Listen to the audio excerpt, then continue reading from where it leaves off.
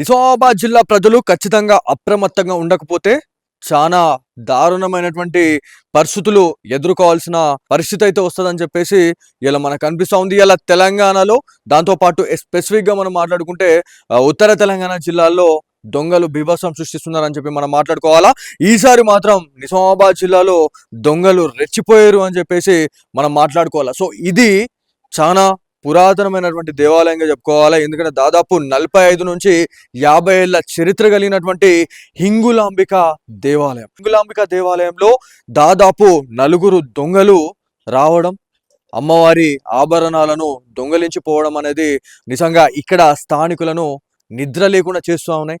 దాంతోపాటు భయభ్రాంతులకు లోన్ చేసిరు నిజంగా ఆ దొంగలు అని చెప్పేసి మనం మాట్లాడుకున్నాం. ఎవరైతే దొంగలు వచ్చిన వాళ్ళు ఎవరైతే ఉన్నారో వాళ్ళ ప్లాన్ ఆఫ్ ఎగ్జిక్యూషన్ అనేది ఏ రకంగా చేసిరు అని చెప్పేసి మనం మాట్లాడుకుంటే, ఎవరైతే 4 దొంగలు వచ్చిన వాళ్ళు ఫస్ట్ ఇక్కడ క్వాలిటీ బ్రెడ్ అనేది ఒక ఆటో ఏదైతే ఉందో దీనికి నియర్ లో ఒక క్యాండిడేట్ నిలబడడం జరిగింది. అక్కడ ఒక ఆవు కనిపిస్తూ ఉంది. అక్కడ ఆ నియర్ లోనే అక్కడ ఒకరు నిలబడ్డారు. దాంతోపాటు ఇక్కడ ఒక ఇద్దరు వచ్చిన తర్వాత ఇక్కడ కొంచెం చూసి ఇక్కడ ఎవరు ఉన్నారు ఎవరు లేరు, ఎవరన్నా అలర్ట్గా ఉన్నారా అనే దాన్ని చూసుకున్న తర్వాత పక్క ప్రణాళిక ప్రకారం ఒక పథకం వేసుకుని మరి రెక్కి నిర్వహించి ఈ దొంగతనం చేసిరు అన్నట్టుగా కనిపిస్తూ ఉంది. ఇక్కడ ఆలయానికి సంబంధించినటువంటి కొంతమంది ఉన్నారు. దాంతోపాటు ఇక్కడ స్థానికులు ఉన్నారు. సాయిబాబా గారు అన్న మీరు ఇక్కడ దేవాలయం గురించి చూస్తే పక్క రెక్కి చేసి నిర్వహించిరా, లేకపోతే ఇక్కడ ఉన్నటువంటి చిల్లర దొంగలు దొంగతనం చేసిరని మీరు అనుకుంటున్నారు? 100% రెక్కి చేసి వచ్చిండ్రు.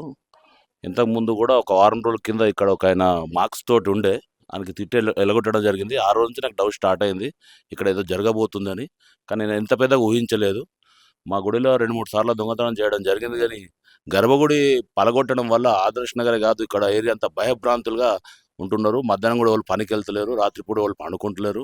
చాలా భయంకరమైన వాతావరణం ఉంది ఆదర్శ్ నగర్లో. అరు ఈ గర్భగుడి పలగొట్టడం వల్ల చాలామంది బాధపడి ఏడ్చిన వాళ్ళు కూడా ఉన్నారు. అరే అయితే అతను ఏంటంటే ఇక్కడ లోకల్ దొంగ కాదు, ఎందుకంటే అక్కడి నుంచి వెళ్ళి మేము కొత్త కన్స్ట్రక్షన్ చేసినాము, అక్కడ దారి ఉంది అట్లా రావచ్చు. కానీ ఇక్కడ నుంచి వచ్చిండంటే మళ్ళీ ఆయన మంచి ప్లానింగ్ తోటే ఇక్కడ భక్తుడు లెక్క వచ్చినట్టున్నాడు. వారం 15 రోజుల నుండి మేము పండుగల సమయంలోనే బంగారం వేస్తాము దేవికి. ఎంత పోయి ఉంటది బంగారం ఇప్పటి వరకు? 3.5 తులాల నుండి 5 తులాల మధ్య వెళ్ళింది, వెళ్ళిపోయింది.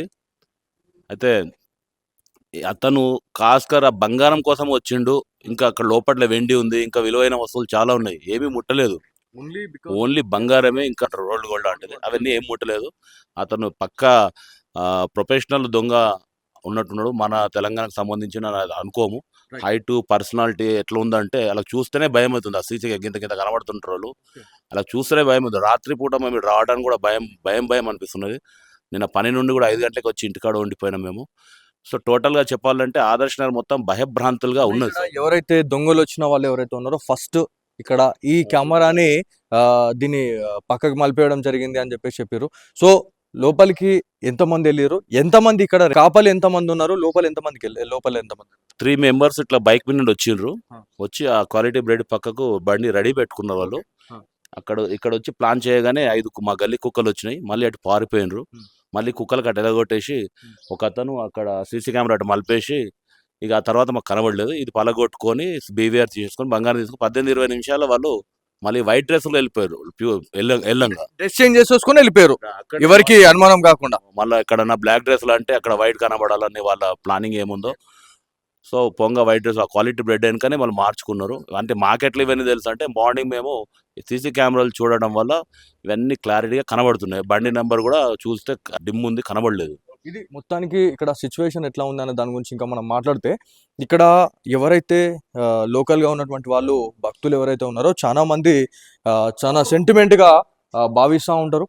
సో ఈ హింగులాంబిక దేవాలయానికి సంబంధించి ఎవరైతే దొంగతనానికి వచ్చినటువంటి వాళ్ళు ఎవరైతే ఉన్నారో పక్క రెక్కి చేసి పథకం ప్రకారమే ఈ దొంగతనాన్ని ఇది అంతా కూడా చేసుకొని వెళ్ళిపోయారు. సో ఎవరైతే ఫస్ట్ వచ్చినటువంటి వాళ్ళు ఎవరైతే ఉన్నారో దాదాపు 4 వచ్చిరని చెప్పి తెలుస్తూ ఉంది. మీరు ఒక్కసారి ఇక్కడ ఈ సైడ్ నుంచి ఒకసారి వచ్చి మీరు చూస్తే ఇక్కడ ఒక DVR ఉంది. సో ఈ DVR లో పూర్తిగా ఏవైతే ఇక్కడ ఉన్నటువంటి దృశ్యాలు ఏవైతే ఉన్నాయో సీసీ ఫుటేజ్కి సంబంధించి పూర్తిగా దీంట్లో రికార్డ్ అవుతుంది. కాబట్టి ఫస్ట్ వచ్చిన వాళ్ళు ఎవరైతే ఉన్నారో ఒక క్యాండిడేట్ దీనిపైన ఒక పని పెట్టుకోవడం జరిగింది. ఇంకా ఎవరైతే మిగతా ఇద్దరు దొంగలు ఎవరైతే ఉన్నారో లోపలికి వెళ్ళి అమ్మవారికి సంబంధించినటువంటి ఏవైతే బంగారు ఆభరణాలని కొట్టేసారు, ఇంకొక క్యాండిడేట్ ఎవరైతే ఉన్నారో బయట నుంచి ఇదంతా చేయడం జరిగింది. సో ఇప్పుడు మీరు ఇక్కడ అమ్మవారికి సంబంధించి దేవాలయానికి సంబంధించినటువంటి మీరు ఇవాళ గర్భగుడిలో చూస్తే మీకు ఎట్లా ఉంది అనేది మీకు ఇంకా క్లారిటీగా కనిపిస్తుంది. సో ఫస్ట్ వచ్చిన వాళ్ళు ఎవరైతే ఉన్నారో అమ్మవారినే టార్గెట్ చేయడం జరిగింది. ఎంత పక్కా ప్రణాళిక ప్రకారం ఎన్ని రోజులుగా ఇక్కడికి వచ్చారు, అసలు ఎవరు వచ్చి ఈ ఇన్ఫర్మేషన్ అనేది పక్కా తెలుసుకున్న తర్వాత ఎవరుంటారు ఎవరుండరు, ఇక్కడ సిచ్యువేషన్ ఎలా ఉంటుంది, ఎంతసేపట్లో దొంగతనం చేసేసుకొని వెళ్ళిపోవాలా అనే ఒక పక్క ప్రణాళికతోని వీళ్ళంతా వాళ్ళు వేసుకొని వచ్చారు. ప్రీ ప్లాన్డ్గా ఒక ప్లాన్ ఆఫ్ ఎగ్జిక్యూషన్ అనేది చేసుకొని వెళ్ళిపోయారు కాబట్టి వాళ్ళ నుంచి వెళ్ళిపోయారు అని చెప్పేసి తెలుస్తూ ఉంది. సో అమ్మవారికి సంబంధించినటువంటి తాళాలు ఏవైతే ఉన్నాయో పూర్తిగా గ్యాస్ కట్టర్ సహాయంతో వాళ్ళ దగ్గర ఉన్నటువంటి బ్యాటరీ సహాయంతో తాళాలను అయితే కోసేయడం జరిగింది. కోసేయడము దాంతోపాటు అమ్మవారి మెడలో ఉన్నటువంటి అమ్మవారి ఒంటిపై ఉన్నటువంటి బంగారు ఆభరణాలు దాదాపు 3.5 నుంచి 5 తులాల బంగారాన్ని టార్గెట్ చేయడం జరిగింది, తీసుకొని దొంగలించుకొని పోయారు. సో అమ్మవారి పైన ఇంకా నార్మల్గా రోల్డ్ గోల్డ్ జ్యువెలరీ కూడా ఉంది, కానీ దాన్ని ఎవరు కూడా ముట్టుకోలేదు. అంటే ఆ నైట్ టైంలో ఎంత పర్ఫెక్ట్గా, అంటే ఎక్కడ బంగారం ఉంది ఎక్కడ ఏముంది అనేది వాళ్ళకి అంతా తెలుసు కాబట్టి ఓన్లీ బంగారం పైనే వాళ్ళు కాన్సన్ట్రేట్ చేయడం జరిగిందని చెప్పేసి తెలుస్తుంది. దాంతోపాటు వెండి వస్తువులు కూడా ఉన్నా కూడా వాటిని ముట్టుకోలేదని చెప్పేసి తెలుస్తుంది. సో సెకండ్ ఇక్కడ ఆలయానికి సంబంధించినటువంటి హుండీ, ఈ హుండీ ఏదైతే ఉందో ఈ హుండీని కూడా వాళ్ళు పలగొట్టే ప్రయత్నం చేసిరు అని చెప్పేసి మనకు తెలుస్తా ఉంది. ఇక్కడ చూడొచ్చు, ఇది ఈ యొక్క రాడ్ సహాయంతో ఎంత బలంగా దీన్ని ఇట్లా ఇది చేసి ఉంటే ఇది ఇట్లా అయింది. సో దీన్ని కూడా పగలగొట్టే ప్రయత్నమే చేసిరు. బట్ ఆ టైం అనేది వాళ్ళకు సెట్ కాలేదా, టైం అనేది మేము వచ్చి చాలా సేపు అయిపోతుందని అనుకున్నారా, మరి ఈ హుండీని అయితే టచ్ చేయలేదు. టచ్ చేసిరు బట్ అది దొంగతనం కాబడలేదని చెప్పేసి మనం మాట్లాడుతూ ఉన్నాం. సో ఈ దొంగతనాల గురించి ఇదంతా కూడా తెలిసిన తర్వాత నైట్ ఇదంతా జరిగింది. సో మార్నింగ్ 3 టౌన్ ప్రొమిసెస్లో ఈ పోలీస్ స్టేషన్ లిమిట్లో హింగులాంబిక దేవాలయం ఆదర్శ్ నగర్ ఉంది కాబట్టి ఇక్కడ ఉన్నటువంటి స్థానిక పోలీస్ అధికారులు ఇక్కడికి ఎస్ఐ గారు హరిబాబు గారు వచ్చి ఇక్కడ ఏం జరిగింది, అసలు ఏంది అనే దాని గురించి పూర్తిగా తెలుసుకొని క్లూస్ టీమ్తో పూర్తి స్థాయిలో ఇక్కడ ఇన్వెస్టిగేషన్ అయితే చేయడం జరిగింది. దాంతోపాటు సిసిఎస్ పోలీస్ అధికారులకైతే ఇది ఒక సవాల్గా మారిందని చెప్పుకోవాలి. ఎందుకంటే నిజామాబాద్ జిల్లాలో ఇప్పటికే ఈ దొంగతనాలు చాలా పెద్ద మొత్తంలో జరుగుతున్నాయి అని చెప్పేసి మనం మాట్లాడుతూ ఉన్నాం. ఫస్ట్ అయితే మన ఏదైతే ఆర్మూర్ కాన్స్టిట్యున్సీలోని మాగ్లూరు మండలంలో ఉన్నటువంటి గంగర్మంద గ్రామంలో చాలా పెద్ద దేవాలయంగా మనం చెప్పుకుంటాం. లలితా త్రిపుర సుందరి దేవాలయంలో కూడా సేమ్ ఇదే తరహాలో సేమ్ ఇదే స్టైల్లో ఈ దొంగతనం అయితే చేసిరు. అక్కడ కూడా అమ్మవారి ఒంటిపై నుంచి 3.5 తులాల మంగళసూత్రాన్ని వాళ్ళు దొంగలించుకొని పోయారు అని చెప్పేసి మనం మాట్లాడుతూ ఉన్నాం. సేమ్ ఇలాంటి దొంగతనాలే బోధన్ కాన్స్టిట్యున్సీలోని నవీపేట పోలీస్ స్టేషన్ ఎదురుగా పోలీస్ అన్నలకి ఇలా సవాల్ విసిరిరు అని చెప్పేసి ఇలా మాట్లాడుతూ ఉన్నాం. పోలీస్ స్టేషన్కి కూతవేటు దూరంలో 50 అడుగుల దూరంలో ఇవాళ ఒక దొంగతనం జరగడం, ఒక వైష్ణవి సిల్వర్ మర్చెంట్ అనే ఒక బంగారపు దుకాణంలో ఒక గ్యాస్ కట్టర్ సహాయంతో ఒక షట్టర్ పూర్తిగా కోసేసి దానిలో చొరబడి దాంట్లో ఉన్నటువంటి 1 తులం బంగారం, దాంతోపాటు 5 నుంచి 6 కిలోల వెండినైతే వాళ్ళు దొంగతనం చేసుకొని పోయారు. అంటే ఒకసారి ఆలోచించండి, ప్రధాన రహదారిలో దొంగతనాలు జరుగుతూ ఉన్నాయంటే ఈ గల్లీలలో జరగడం అనేది నిజంగా ఆశ్చర్యకరమే లేదు అని చెప్పి చెప్పుకోవాలా. అంటే రోడ్లపైనే ఇంత ఇన్సెక్యూర్గా ఇట్లాంటి సిచ్యువేషన్ కనబడితే మనకు గ్రామీణ ప్రదేశాల్లో ఎట్లా ఉంటుంది? ఇక్కడ ఉన్నటువంటి ఎవరైతే ఇక్కడ స్థానికులు ఎవరైతే ఉన్నారో చాలా మంది భయపడతా ఉన్నారు. అసలు పోలీస్ పెట్రోలింగ్ అనేది సరిగ్గా జరిగితే ఇట్లాంటి ఇన్సిడెంట్లు జరిగాయి అని చెప్పేసి చాలా కరాఖండిగా చెప్తా ఉన్నారు అని చెప్పేసి మనకు తెలుస్తూ ఉంది. ఇవాళ నైట్ టైంలో బయటకు తిరగాలంటే కూడా ఇవాళ గజ వణుకుతా ఉన్నారు. ఎవరు వస్తారో ఎవరైనా ఇలా కన్నేసిరో ఎప్పుడు వచ్చి మళ్ళీ ఏ రాళ్లతో చంపేస్తారో అని చెప్పేసి భయపడతా ఉన్నారు అని చెప్పేసి ఇక్కడ స్థానికులు చెప్తా ఉన్నారు. ఇక్కడ ఒక అమ్మున్నారు, ఒకసారి వాళ్ళతో మాట్లాడడం. నార్మల్గా అంటే వాళ్ళకి ఇన్ఫర్మేషన్ అనేది ఎంతో కొంత తెలిసి ఉంటుంది కాబట్టి, అమ్మ అంటే మీకు తెలిసినటువంటి ఇన్ఫర్మేషన్ ఇక్కడ దొంగతనం జరగడం అనేది ఇది ఎన్నోసారి? ఇది ఫస్ట్ టైము అమ్మవారి గుడిలో కావడం, కానీ ఇంతకు ముందుకు హుండీ వెళ్ళింది 3 సార్లు ఏమో హుండీ వెళ్ళింది, బయట పాడేసింది, డబ్బులు తీసుకొని పాడేసేసిండ్రు. ఇదైతే గర్భగుడిలో అయితే ఇది ఫస్ట్ టైం. ఓకే. మాకు నైట్ భయం అవుతుంది. ఇప్పుడు ఈ పోలీస్ వాళ్ళు ఎంక్వైరీ చేసుకుంటే మాకు కూడా బాగుంటది కదా.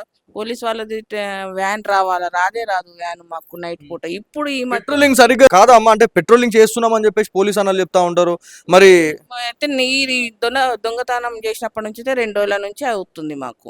వస్తుంది. వస్తుంది. ఇంతకు ముందు అయితే పెట్రోలింగ్ కాలేదు. దూరం అవుతుండే కావచ్చు కానీ మా గల్లీలో అయితే రాకపోతుండే. సో ఇది మొత్తానికి సిచ్యువేషన్ అనేది ఈ రకంగా ఉంది. సో ఎవరైతే వచ్చిన వాళ్ళు ఎవరైతే ఉన్నారో ఈ రకంగానే ఈ ద్వారం గుండానే ఆ గేట్ సహాయంతో వాళ్ళు అక్కడ వదల కొట్టేసి అక్కడ తాళాన్ని కోసేసిన తర్వాతనే వాళ్ళు లోపలికి వచ్చారు.